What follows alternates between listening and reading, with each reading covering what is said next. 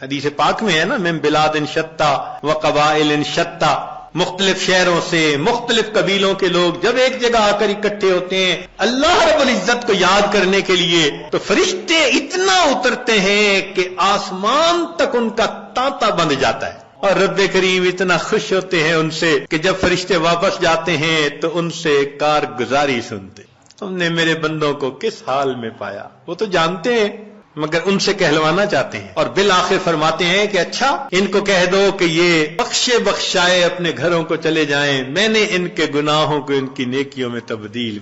या अल्लाह, कुछ तो वो भी थे, रास्ता गुजरने वाले वैसे ही खड़े हो गए थे।